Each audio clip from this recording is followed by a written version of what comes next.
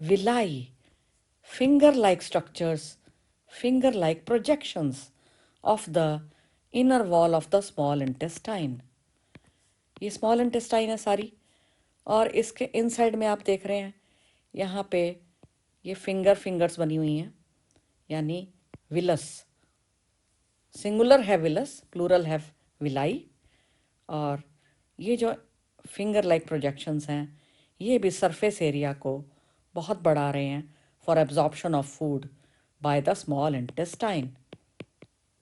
इनका काम होता है फूड को एब्जॉर्ब करना। ये म्यूकोसा से बने होते हैं और म्यूकोसा की यानी कि मॉडिफिकेशन है। एक विलस का स्ट्रक्चर देखते हैं।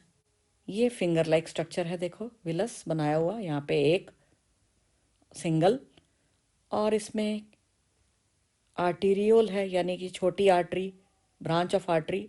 इसको आप खाली आर्टरी भी लिख सकते हैं। और ये जो है नीली नीली ये वेन्यूल है, छोटी वेन, वेन की ब्रांच। इसको आप सीधा वेन भी लिख सकते हैं, नो प्रॉब्लम। इनमें से बन रही हैं कैपिलरीज जो कि इस फिंगर में घुस रही हैं। विलस में बनी हुई हैं बहुत सारी capillaries, a network of capillaries, जाल पूरा कैपिलरीज का। साथ ही ये वाइट भी कुछ पड़ा है यहाँ पे, ये एक है lymph vessel. This is a lymph vessel which is again projecting into the finger like projection, that is villus, and it is called a lacteal. तो ये छोटी लिम्फ वेसल है, लिम्फ की ब्रांच है लैक्टील, लिम्फ कैपिलरी है लैक्टील, और इसका काम होता है फैटी एसिड्स एंड ग्लिसरॉल्स को लेकर जाना, उनको लेकर जाना। Fatty acid and glycerol fats की एब्जॉर्प्शन में मदद करती है लैक्टील। तो ये क्या करते हैं, कैपिलरीज जो ब्लड कैपिलरीज है ये वाली, ये क्या करती हैं, इनका काम होता है ग्लूकोज एमिनो एसिड्स को लेकर जाना। Also see that I have made something like this also on the boundary wall of the villous. तो विलस की बाउंड्री पे ये जो विलस के सेल्स बनाए हुए हैं, ये बहुत सारे सेल्स हैं येलो येलो, जो येलो कलर में बना दिए हैं। इनमें ब्रश बॉर्डर अपीयरेंस है इनकी, हेयरी स्ट्रक्चर है ये देखो, again to increase the surface area further for absorption of food. And these micro structures, ये जो हेयर लाइक स्ट्रक्चर्स है इनको बोलते हैं माइक्रोविलाई। हर सेल के अंदर ये पड़े होते हैं numerous microvilli to increase the surface area further और of absorption. They are found in the villi. Inner most layer of alimentary canal mucosa, ये स्टमक में ग्लैंड्स बनाती है। कौन से ग्लैंड्स बनाएगी स्टमक में, ये gastric glands, called gastric glands. ये गॉबलेट सेल्स भी प्रोड्यूस करती है। तो इसकी जो एपिथेलियम है उसमें इस तरह के सेल्स पड़े होते हैं जो कि म्यूकस प्रोड्यूस करते हैं, और इन सेल्स को बोलते हैं goblet cells. Why? Because they look like goblets. आपने देखा होगा ये जो वाइन वगैरह के ग्लासेस होते हैं ऐसे से होते हैं शक्ल में, सेम शक्ल नहीं है ये, तो इसको भी गॉबलेट बोलते हैं, इस ग्लास को गॉबलेट बोलते हैं। तो ये हो गए goblet cells producing mucus for lubrication. The mucosa also produces some crypts, गड्ढे। कहाँ पे? ये विलाई बनाई है मैंने। कितने विलाई बनाई हैं? 1, 2 and 3। ये विलाई फिंगर लाइक प्रोजेक्शंस, 1, 2 और ये 3। इन फिंगर लाइक प्रोजेक्शंस में ये गड्ढे गड्ढे देख रहे हैं आप, ये गड्ढे, इन गड्ढों को बोलते हैं क्रिप्ट्स। और कौन सी crypts? Crypts of Lieberkuhn. So who is producing the crypts of Lieberkuhn? That is mucosa lining covering. Alimentary canal की बात हो गई, अब आते हैं डाइजेस्टिव ग्लैंड्स। ये ग्लैंड्स कौन कौन से हैं? Salivary glands, liver and pancreas in our digestive system. Salivary glands. 3 pairs of salivary glands are there which produce saliva. इसको लार बोलते हैं, वो प्रोड्यूस करते हैं ये लाला ग्रंथि, आपको पता है हिंदी में बोलते थे। इनके नाम: the parotid gland found in the cheek, गालों में पाए जाने वाला पैरोटिड ग्लैंड, ये रहा pair. Then it is the submaxillary और submandibular, another name is submaxillary,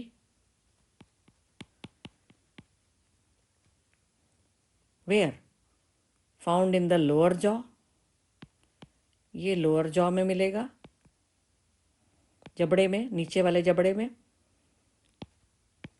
again paired structure. And sublinguals, a pair of sublingual salivary glands just below the tongue, हमारी टंग के नीचे उपस्थित हैं। सबलिंगुअल, लिंगुअल का मतलब ये related with tongue, so sublingual मतलब सब का मतलब बिलो, बिलो द टंग। ये 3 pairs of salivary glands buccal cavity के आसपास पड़े होते हैं आउटसाइड, और क्या प्रोड्यूस करते हैं? सैलिवरी जूस बकल कैविटी में डालते हैं, रिलीज करते हैं, पैदा करते हैं। The next digestive gland, the liver, the largest gland of our body. क्या वेट है इसका? 1.2 से लेके 1.5 kg तक इसका वेट है।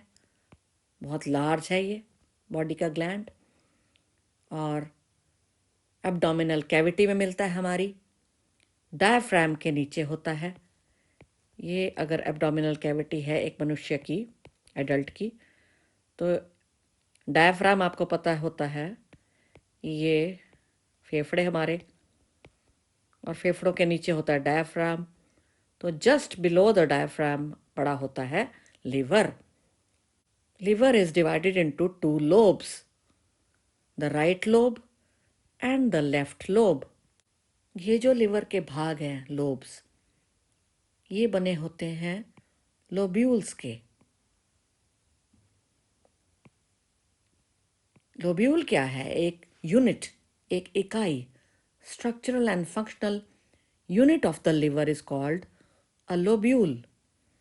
तो लोब्स के अंदर, इसका मतलब लोब्स के अंदर बहुत सारे लोब्यूल्स पड़े होते हैं, ऐसे ऐसे से स्ट्रक्चर्स।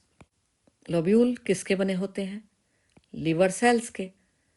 लोब्यूल्स के अंदर, हर लोब्यूल के अंदर, ये जैसे एक लोब्यूल है, ये वाला, ये एक लोब्यूल है, तो एक लोब्यूल में बहुत सारे लिवर के सेल्स मिलेंगे, लिवर सेल्स।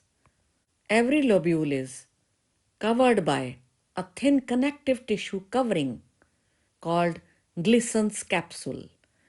ये जो है ना लोब्यूल्स, इनकी कवरिंग का नाम है ग्लिसन्स कैप्सूल, ग्लिसन्स कैप्सूल। तो लिवर के सेल्स, हेपेटिक सेल्स, प्रोड्यूस करते हैं बाइल जूस। ये बाइल जूस हेपेटिक डक्ट से होता हुआ, ये देख रहे हैं आप, left hepatic duct and right hepatic duct, ये 2 डक्ट्स, ये 2 पाइपें। इन पाइपों के द्वारा ये चला चला चला क्या? बाइल जूस, और इस स्ट्रक्चर में स्टोर हो जाता है ये, और कंसंट्रेटेड होता है, जिसको गॉल ब्लैडर कहते हैं। मस्कुलर बैग लाइक स्ट्रक्चर में ये स्टोर हो जाएगा जाके बाइल जूस, किस में? गॉल ब्लैडर में। गॉल ब्लैडर का ये पाइप निकल रही है गॉल ब्लैडर से, आप देख रहे हैं ये पाइप से निकल रही है, ये tube like structure, duct of the gall bladder, also called cystic duct. This cystic duct, ये बाइल जूस लेकर चलेगा ये राउंडेड स्ट्रक्चर, जिसको गॉल ब्लैडर कहते हैं, thin muscular sac like structure. इसमें ये स्टोर भी होगा बाइल जूस, और कंसंट्रेटेड भी होगा, और समय समय पर ये निकाला जाएगा। अब ये जो एरिया है, ये थिन स्टॉक लाइक स्ट्रक्चर, ये है डक्ट ऑफ गॉल ब्लैडर यानी सिस्टिक डक्ट। इस थिन पाइप लाइक स्ट्रक्चर को सिस्टिक डक्ट बोलते हैं। ये हेपेटिक डक्ट के साथ, ये जो आ रहे हैं इनके साथ जुड़ रही है, ये दोनों पाइपें जुड़ रही हैं और बना रही हैं common bile duct. Common bile duct बना दिया इन्होंने, ये जो पिंक पिंक दिखाया मैंने। और ये कॉमन बाइल डक्ट फर्दर किसके साथ जुड़ रहा है? इस नीले वाले के साथ, यानी पैनक्रियाटिक डक्ट। वही डक्ट क्या है? ट्यूब है, पाइप है। तो पैनक्रियाटिक डक्ट हो गया ये वाला नीला, उसके साथ जुड़ रहा है ये पिंक वाला यानी कॉमन बाइल डक्ट। और बना रहे हैं ये देखो इधर आके मुड़ गए हैं ये। और ये वाला जो ब्राउन ब्राउन शुरू हुआ है ये है हेपेटो पैनक्रियाटिक डक्ट। तो ये दोनों मिलके बना देते हैं, यानी हेपेटो का मतलब है लिवर और पैनक्रियाटिक तो है ही। Hepato pancreatic duct is produced here, this brown, which will enter where? Into the duodenum, that is the starting point of small intestine. इस हेपेटोपैनक्रियाटिक डक्ट में भी एक वॉल्व, एक स्फिंक्टर मौजूद होता है, which will regulate its opening and closing by relaxation and contraction, and it is called the sphincter of Oddi.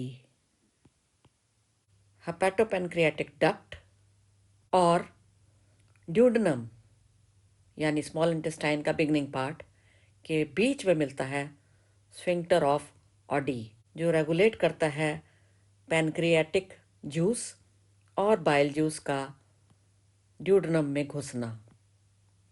Another digestive gland, the pancreas, अग्नाशय, yellow colour का लीफ लाइक ग्लैंड जो कि situated है U shaped duodenum के limbs के बीच में मौजूद है। ये ड्यूडेनम के बीच में मौजूद है, देखिए। And it is both exocrine as well as endocrine in nature, यानी कंपाउंड ऑर्गन है, कंपाउंड ग्लैंड है ये। एक्सोक्राइन कैसे है? एक्सोक्राइन का मतलब होता है डक्टेड, और ये प्रोड्यूस करता है एल्कलाइन पैनक्रियाटिक जूस। इस तरह से ये एक्सोक्राइन कहलाता है। एक पैनक्रियाटिक जूस प्रोड्यूस करता है जो एल्कलाइन इन नेचर होता है, और उसमें एंजाइम्स होते हैं, डाइजेस्टिव एंजाइम्स। तो ये काम तो है एक्सोक्राइन वाला एरिया इसका जो। और एक और भी है इसका वर्क, एंडोक्राइन। हाउ? डक्टलेस होता है एंडोक्राइन ग्लैंड, तो वो कैसे बन के दिखाता है ये? Endocrine portion will produce hormones, they will secrete hormones. Pancreas दो तरह से एक्ट करता है, एक्सोक्राइन का रूप भी दिखाता है और एंडोक्राइन बन के दिखाता है, इसलिए ये कंपाउंड ऑर्गन है। एंडोक्राइन किस लिए कहलाता है? क्योंकि ये इंसुलिन और ग्लूकागन दो हॉर्मोन्स प्रोड्यूस करता है, उस तरह से ये एंडोक्राइन है इन नेचर। एक्सोक्राइन भाग इसका क्या प्रोड्यूस करता है? Digestive enzymes. Digestion, breakdown of food, complex molecules of food into simpler forms with the help of digestive enzymes is called digestion. दो processes होते हैं इसमें involved, mechanical process and chemical process. Mechanical process, physical process, इसमें आ जाएगा mastication of the food, thorough breakdown of the food with the help of teeth and tongue in the buccal cavity is done. तोड़ा जाता है food के molecules को, food को break down किया जाता है, mastication, grinding. Saliva gets mixed with the food, और फूड को एक बोलस के रूप में प्राप्त कर लिया जाता है। अब ये जो बॉल लाइक स्ट्रक्चर बन जाता है फूड का, बोलस कहलाता है। इसमें फूड पार्टिकल्स सारे आपस में जुड़ रहे होते हैं, उनकी एडहेरिंग हो जाती है, वो आपस में जुड़ जाते हैं ड्यू टू द म्यूकस, और लुब्रिकेशन हो जाती है उनकी due to the mucus in the saliva, mucus less saliva के अंदर। और अब ये जो बोलस बन गया है इसको अंदर को डाला जाता है, नीचे को धकेला जाता है, जिसको बोलते हैं स्वेलोइंग एक्शन। ये सब क्या है? मैकेनिकल प्रोसेस चल रहा है। तो स्वेलिंग हो जाती है फूड की यहाँ पे फेरिंग्स के थ्रू नीचे को, और ये फूड पहुँच गया ईसोफेगस में, फूड पाइप में। यहाँ पर एक फिनोमिनन होता है, एक प्रोसेस होता है जिसको बोलते हैं peristalsis action. Peristalsis very important term. इसका मतलब क्या है? Successive waves of contractions of the food pipe, that is the oesophagus. तो मस्कुलर कॉन्ट्रैक्शंस एंड एक्सपेंशंस होती है। तो वेव होती है पूरी, कॉन्ट्रैक्ट करती है एक जगह से तो एक जगह से एक्सपैंड करेगी, फिर कॉन्ट्रैक्ट करेगी, एक्सपैंड करेगी। ऐसे करके खाने को नीचे धकेला जाता है बाय मस्कुलर एक्शन, और इसको बोलते हैं peristalsis, found in the oesophagus, occurring when the food is there. Swallowing का ही दूसरा नाम है deglutition of food.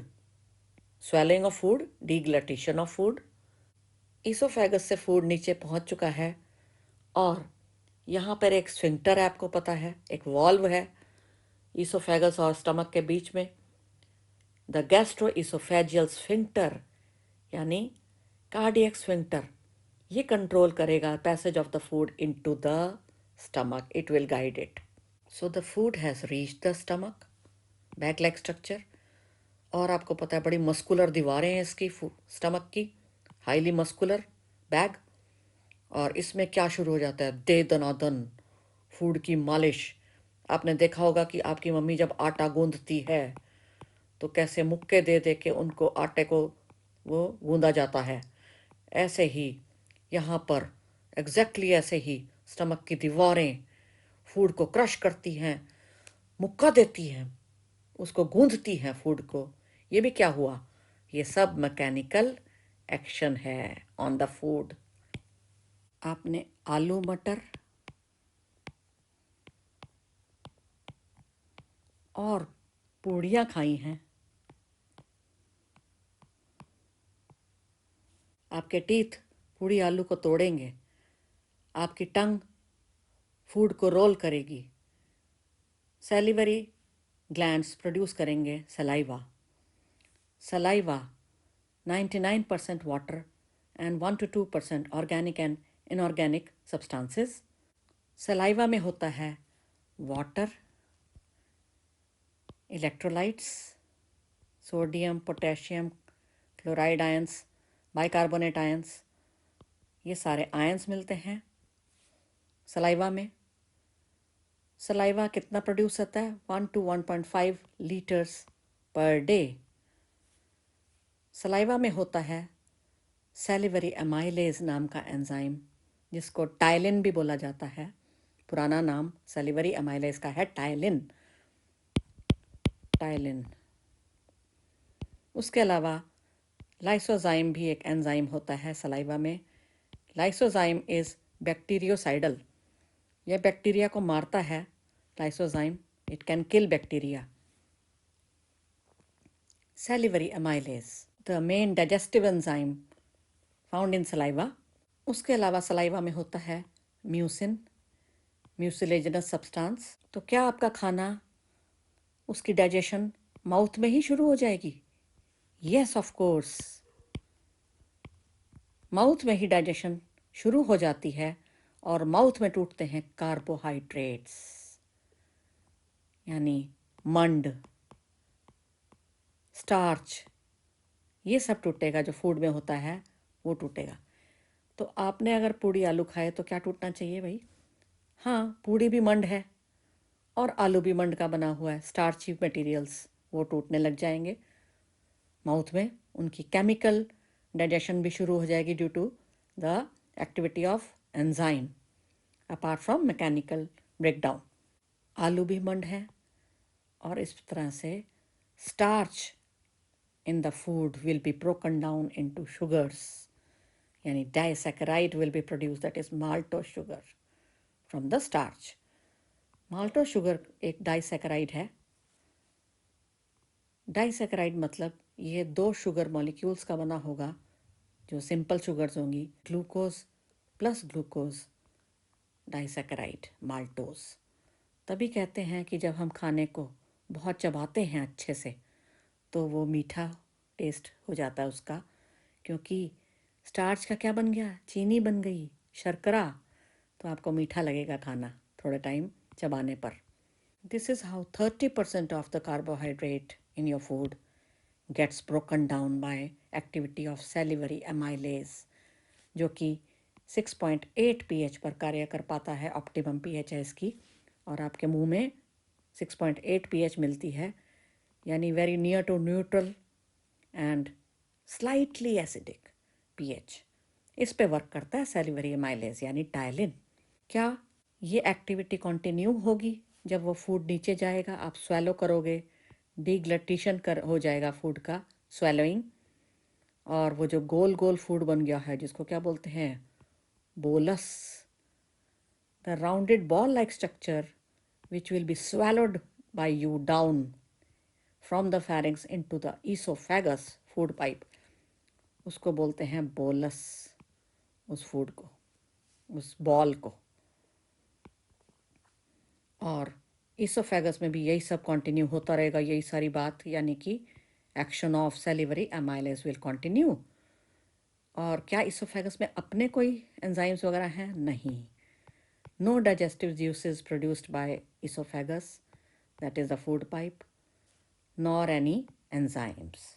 Food pipe में खाना यानी बोलस का बॉल नीचे जाता है by peristalsis movements and reaches the stomach, bag-like structure. Digestion in stomach.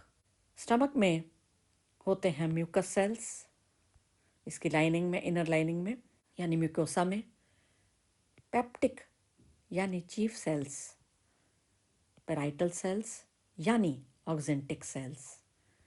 ये 3 मेन तरह के सेल्स स्टमक की लाइनिंग में, उसकी वॉल में मिलते हैं। म्यूकस सेल्स क्या प्रोड्यूस करेंगे? ऑफ कोर्स म्यूकस, लेस और बाइकार्बोनेट आयंस। पेप्टिक यानी चीफ सेल्स, क्योंकि ये चीफ सेल्स हैं, मेन सेल्स हुए ना, यही मानो, तो इससे याद कर लो, चीफ सेल्स यानी मेन सेल्स, प्रमुख cells, they will produce the enzymes in the stomach, that is the pepsinogen. Parietal cells यानी oxyntic cells, they produce HCl, acid, very strong HCl, highly concentrated HCl, कितनी, 1.8 pH लेकर बैठा हुआ, pH लेकर HCl produce होता है। Very strong acid, क्योंकि ये एसिडिक मीडियम चाहिए स्टमक में, पेप्सिन के कार्य हेतु, एंजाइम्स के कार्य, उनकी वर्किंग के लिए एसिडिक pH चाहिए। अब आप कहेंगे कि इतना स्ट्रॉन्ग एसिड जो कि सब चीज़ों को कोरोड कर दे, खा जाए, तो ये तो स्टमक की लाइनिंग को ख़राब कर देगा, उसको जला देगा, उसको भस्म कर दे। लेकिन ऐसा नहीं होता, क्योंकि जो म्यूकस और बाइकार्बोनेट आयंस प्रोड्यूस हुए हैं by the mucus cells, mucus और बाइकार्बोनेट आयंस प्रोटेक्ट करते हैं स्टमक की इनर लाइनिंग को डैमेज होने से, डिस्ट्रॉय होने से by the action of HCl। HCl का काम क्या है? HCl के बहुत सारे काम हैं। जर्म्स को मारना, खाने के अंदर जो भी जर्म्स आ चुके हैं, बैक्टीरिया वगैरह, उनको मारता है HCl। HCl acidic medium provide कर रहा है for the enzymes to work. HCl inactive enzyme जो प्रोड्यूस हुआ था बाय द पेप्टिक यानी कि चीफ सेल्स, पेप्सिनोजन एंजाइम, नोजन, जन लिखा हुआ ना पीछे, इसका मतलब ये इनएक्टिव फॉर्म है एंजाइम की, और इसको कन्वर्ट करता है HCl into active pepsin enzyme.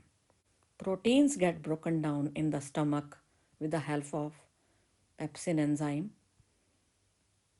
in the presence of pH 1.8. इसमें प्रोटीन्स पेप्टाइड्स में तोड़ता है छोटे टुकड़ों में तोड़ता है, smaller particles, small and proteins भी लिख सकते हो आप, smaller proteins, small chains of proteins यानी पेप्टाइड्स में बदल देता है। किसको? प्रोटीन को पेप्सिन। प्रोटियोसिस कह सकते हैं आप, पेप्टोन्स। तो यहाँ पे बेसिकली प्रोटियोसिस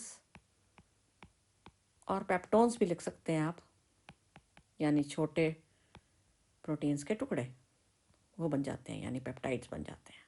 प्रोटीन यानी मटर जो आपने खाए थे, आलू मटर, मटर peas are rich in proteins, वो टूटेंगे स्टमक में और उनसे छोटे प्रोटीन्स बन जाएंगे।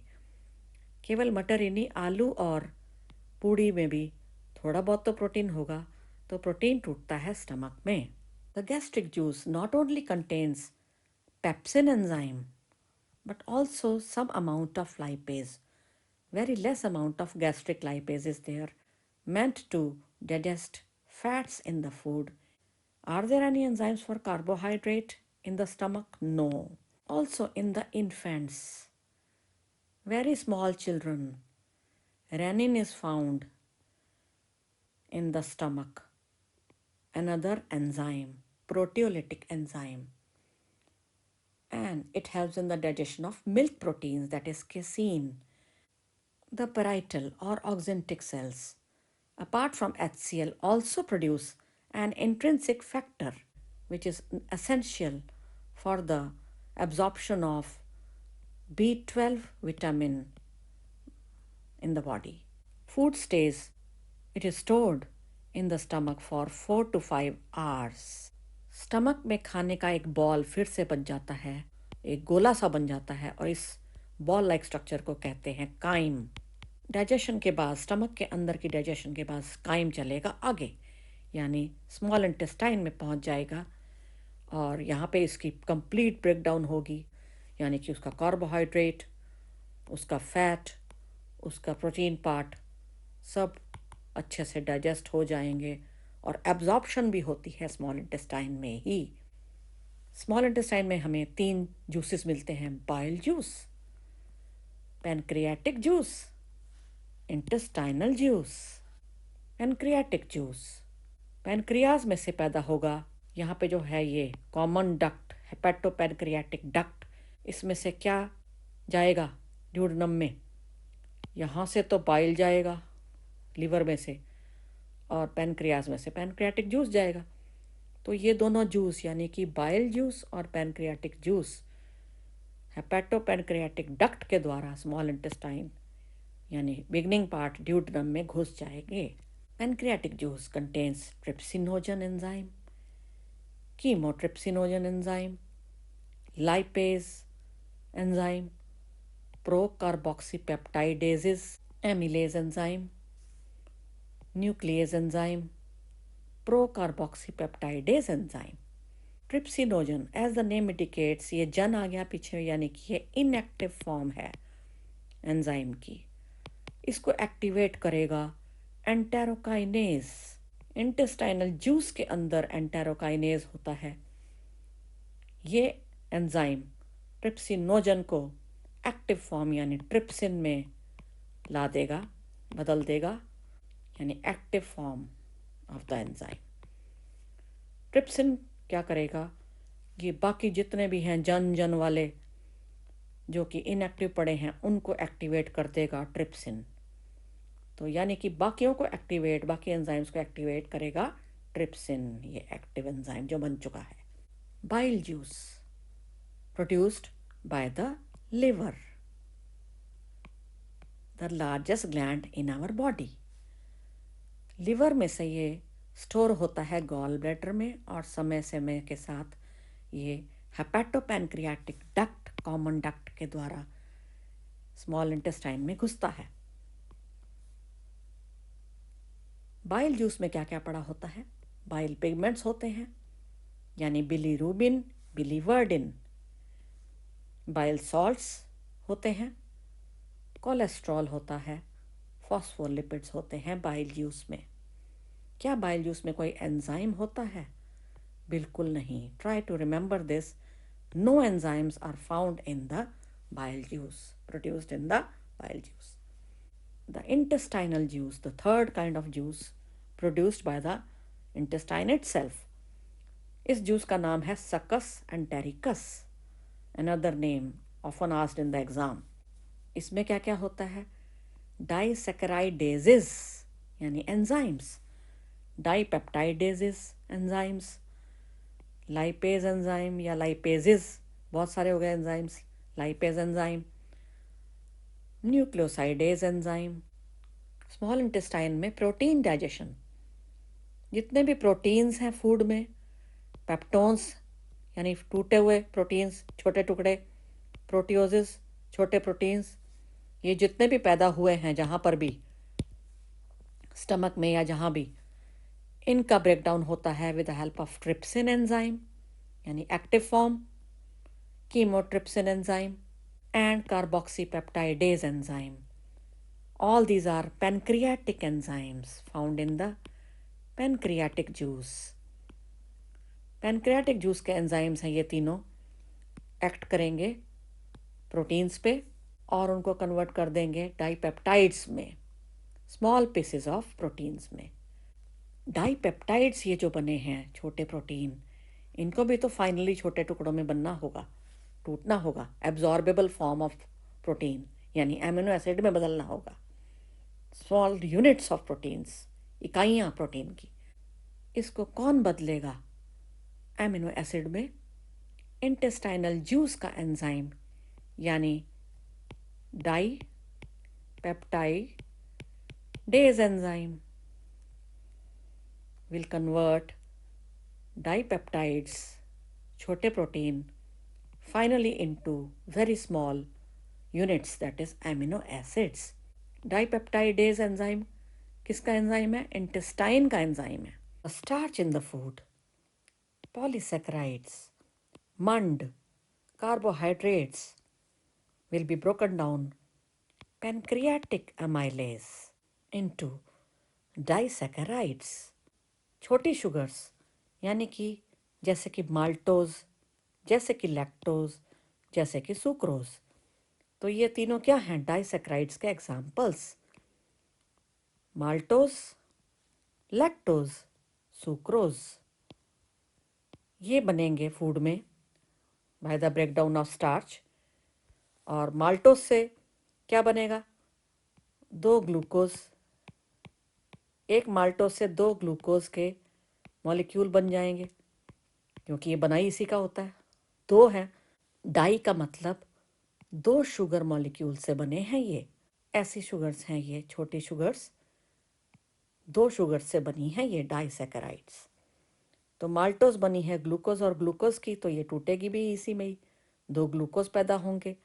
कौन सा enzyme? Maltase, yes of course. Lactose के लिए कौन सा एंजाइम होगा तोड़ने के लिए? सोचना, लैक्टेज. सुक्रोज वाली शुगर को कौन तोड़ेगा? Sucrase enzyme. ये तीनों एंजाइम्स कहाँ मिल रहे हैं? In the intestinal juice, and they will be breaking down into simple units, simple sugars. Lactose से बनेगी सिंपल शुगर कौन सी? ग्लूकोज. एंड गैलेक्टोज, जिसकी ये बने होता है, galactose, very small simple sugars. Sucrose produce करेगा ग्लूकोज एंड फ्रक्टोज शुगर्स को with the help of sucrase enzyme. तो बहुत छोटी यूनिट्स बन गए, एब्जॉर्बेबल. ये सारी कैसी शुगर्स हैं जो आसानी से एब्जॉर्ब हो जाएंगी? किसके द्वारा? स्मॉल इंटेस्टाइन की दीवारों के द्वारा ये एब्जॉर्ब हो जाएगा सब कुछ. फैट्स, फैट्स का क्या होगा? Two sweet girls, Kamala and Bimala. मैंने इन दोनों को मिट्टी दी, बराबर मिट्टी दी, 50 ग्राम कमला को, 50 ग्राम बिमला को. Look at them, they are painting the clay. Kamala ने एक बड़ा सा गोला बना लिया है 50 ग्राम क्ले का, और बिमला ने छोटे छोटे गोले बना लिए हैं उसी क्ले के, 50 ग्राम क्ले के, और उनको पेंट करने में लगी हुई हैं with the help of paint and brush. You have to tell now किसका पेंट ज़्यादा यूज़ होने वाला है कलर करने में, कवर करने में, कमला का या बिमला का पेंट ज़्यादा लगने वाला है। The answer being Bimala. Bimala का पेंट ज़्यादा लगेगा, it will be much more used than Kamala's paint. इसका कम लगेगा, less. Why so? Why is it so evident? क्योंकि कमला का ये जो बॉल इसने बनाया है क्ले का, इसका सरफेस एरिया, क्षेत्रफल, इन सब का मिला मिला के सरफेस एरिया सबका मिला लो, क्षेत्रफल मिला लो टोटल, उससे कम रहेगा कमला का सरफेस एरिया इसका। This surface area will come out to be less. बड़ी बॉल का सरफेस एरिया लेस होगा, कम होगा as compare to the small balls. इनका टोटल कर लो तो इसका मतलब ज़्यादा पेंट, मोर सरफेस एरिया मतलब ज़्यादा पेंट लगेगा। अगर हम पेंट को रिप्लेस कर दें लाइपेज एंजाइम के साथ, suppose paint is equal to lipase enzyme produced in our body, तो ये लाइपेज किसको ज़्यादा अटैच कर पाएगा, किस पे ज़्यादा चिपक पाएगा, लग पाएगा? कौन से वाली सिचुएशन में क्ले की, ऐसे वाले में या इन वालों में चिपकेगा ज़्यादा, more amount of lipase? Yes, ये वाले में, छोटी वाली बॉल्स में संभावना बहुत बढ़ जाती है, it will be covering more. Exactly यही हमारी बॉडी में होता है कि फैट जो कि बहुत बड़े बड़े होते हैं, big ball like structures of fats, globules of fat, they have to be broken down into smaller balls, ball-like structures, and this is the work of bile juice. The bile juice, the bile salts will convert the bigger fat globules, fat balls into smaller pieces, और इसको बोलते हैं emulsification of fat. कौन करता है ये? Bile juice का काम है ये। What is A? A पे क्या लेबल करूँ, क्या लिखूँ यहाँ पे? Yes, fat molecule, a big fat molecule, a large globule, a big ball. और B पे ये जो छोटे छोटे गोले बन गए हैं, इनको क्या बोला जाता है? ये बड़ा फैट मॉलिक्यूल टूट कर छोटे छोटे पार्टिकल्स में बदला है, जिनको मिसेल्स बोलते हैं। Small balls, micelles. And who does all this activity? यहाँ पे क्या, किसका नाम आएगा? The bile juice produced by the liver. Bile juice के पास कोई अपना एंजाइम होता है? नहीं, it does not have any enzyme in it, लेकिन ये फैट को मिसेल्स में बदलता है, छोटे टुकड़ों में, ताकि लाइपेज एंजाइम बहुत ज़्यादा चिपक पाए, बहुत अच्छा एफिशिएंटली काम कर पाए, और फैटी एसिड्स और ग्लिसरॉल बना पाए इनसे। इन सब का फाइनली क्या बन जाएगा? Fatty acids and glycerol, fat का। Who does this? लाइपेज। लेकिन लाइपेज कब काम कर पाएगा? जब बाइल जूस फैट का इमल्सिफिकेशन करे। Bile juice produces alkaline medium in the small intestine. Lipase को एक्टिवेट भी बाइल जूस ही करता है। फूड में जो फैट्स हैं उनको लाइपेज तोड़ेगा, और क्या बनेगा? डाइग्लिसराइड्स, या डाइग्लिसराइड्स फर्दर टूट जाएंगे मोनोग्लिसराइड्स में। इन डाइग्लिसराइड्स और मोनोग्लिसराइड्स पर फर्दर लाइपेज एक्ट करेगा enzyme to form fatty acids finally in the end, and glycerol. ये सब हो रहा है ड्यूडेनम में, यानी स्मॉल इंटेस्टाइन के सारे ये जितने भी हो रहा है रिएक्शंस हैं in the small intestine, duodenum. ये शुरू का एक्शन तो पैनक्रियाटिक लाइपेज का कमाल था, और जो लास्ट में टूटते हैं ना, ये वाला लाइपेज जो है, ये इंटेस्टाइनल जूस वाला लाइपेज है, जो कि फाइनली स्मॉल यूनिट्स में बदल देगा। ये सब अल्कलाइन मीडियम में हो रहा होता है सारे reactions. alkaline medium is found in the small intestine, that is pH of 7.8. This is the mild alkaline medium, alkaline pH found in the small intestine, 7.8 pH. And what about the nucleic acids in the food? The DNA and the RNA are broken down into smaller units, that is nucleotides, and further into nucleosides. Nucleotide क्या होता है? याद आया? Nitrogenous base plus sugar plus phosphate, तीनों को मिला के बोलते हैं एक न्यूक्लियोटाइड। और न्यूक्लियोसाइड क्या होता है? उससे भी छोटा होता है, यानी बेस और शुगर जब जुड़े होते हैं तो वो न्यूक्लियोसाइड कहलाता है एक।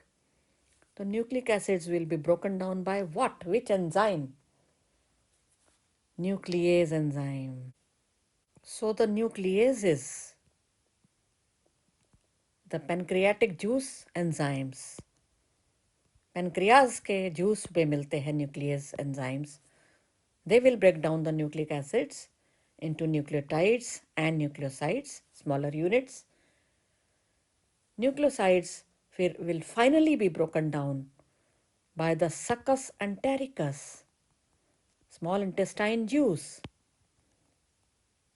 in the end to form absorbable units, small, very small units, that is sugars and bases will be produced with the help of nucleosidases या साइडेज एंजाइम यहाँ तो वर्क करेगा। और अगर न्यूक्लियोटाइड को तोड़ना हो सक्कस एंटेरिकस ने तो कौन सा यूज़ होगा? सोचना कौन सा वाला enzyme? Nucleotidase enzyme found in the intestinal juice. तो न्यूक्लियोटाइडेज होता है न्यूक्लियोटाइड को तोड़ने के लिए, न्यूक्लियोसाइडेज होता है enzyme to break up the nucleoside to get finally sugars and bases। अब खाना बिल्कुल ही टूट चुका है, बिल्कुल लेसदार हो गया है, एब्जॉर्ब करने लायक हो गया है, अतः it will be absorbed by the jejunum and ileum walls with the help of villi in the small intestine. They will absorb the food to be used finally to get energy in the end by our body. And the undigested food will be put into the large intestine finally. Ileocecal valve, name of the valve. Ileum और caecum को मिला के, caecum क्या? Large intestine का ये वाला part, तो ileocaecal valve. इससे खाना वापस नहीं जाएगा इन द स्मॉल इंटेस्टाइन, यहीं पे रहेगा। Now this undigested food will be taken and taken, कोई डाइजेस्टिव एंजाइम्स वगैरह नहीं है इसमें, कोई सिग्निफिकेंट डाइजेशन नहीं होती लार्ज इंटेस्टाइन में। और रेक्टम, वो एरिया जहाँ पर अनडाइजेस्टेड फूड को टेम्परेरीली स्टोर किया जाता है, to be defecated out, thrown out in the form of feces. The leftover food is thrown out from the opening, that is the anus. Large intestine में उसके मुख्य कार्य क्या हैं? फंक्शंस। वाटर की absorption from the undigested food, क्योंकि हम terrestrial animals हैं, we can not think of losing water, तो वाटर एब्जॉर्ब कर लेते हैं, इंपॉर्टेंट चीज़ है ये। Some minerals are absorbed. Some drugs from the food may be absorbed. Another function of large intestine, to produce mucus for the proper lubrication of the food, to lubricate the undigested food so that it can easily pass down and be thrown out.